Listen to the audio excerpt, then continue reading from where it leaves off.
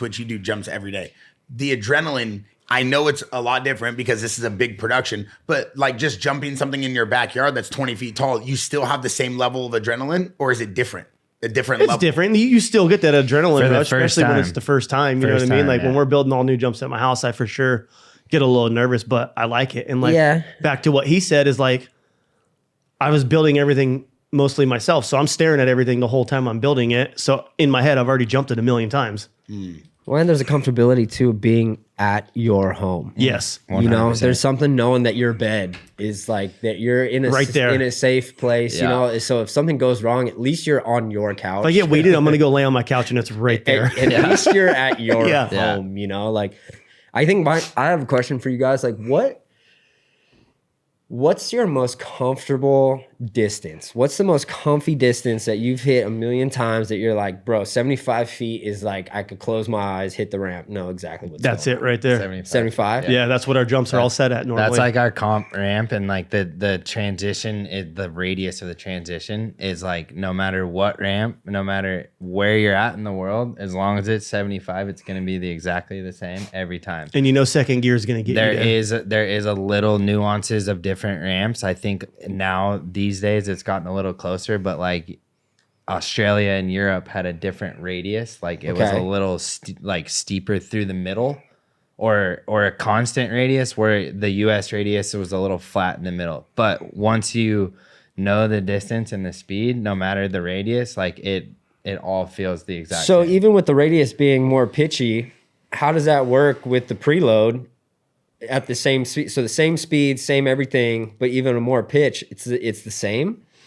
It's really similar. It's like, it's not enough of like, it's literally like the flat piece is like, it's something that like, it would be like adjusting like some suspension. Like if a supercross racer like Jet Lawrence like came in a supercross like practice, and then he came in and he's like, hey, I need to go 3 clicks on the suspension in the shock. It's a little kicky. I need to slow down. He can probably feel that, but like if you were to ask me or him and we did 3 clicks, it's like, I don't know, feels great. You know? How's your comfortability level going from 75 to 120?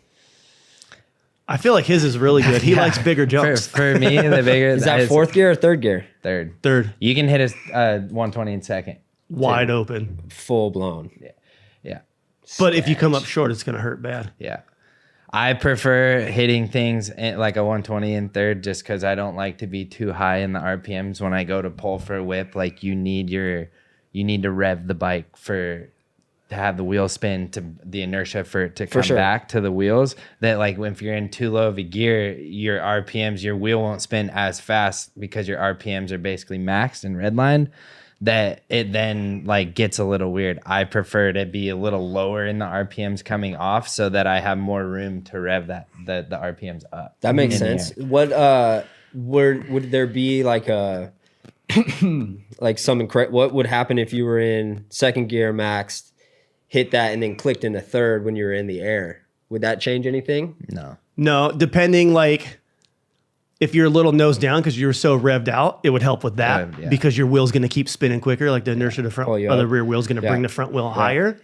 But like I know this motherfucker, a lot of times he'll jump something in 2nd gear and click 3rd in the air, even if there's like a little jump after it, and he'll still jump it in 3rd gear. He's just I don't know why. It's like, it's funny that you say that, and it made me really think on that, because I'm like, man, like if I hit a 120 in second, it'll pull my front end up more in second because I'm higher in the R's off the lip. But then if I click to 3rd, then I could then let the wheel spin faster in the air and like kind of achieve my whip a little bit better. But to his point, every time I whip, like I just have a tendency to hook my toes under the shift lever to like as leverage. I saw it on the island hopper. Yeah, and because I do that, I land and click into 3rd.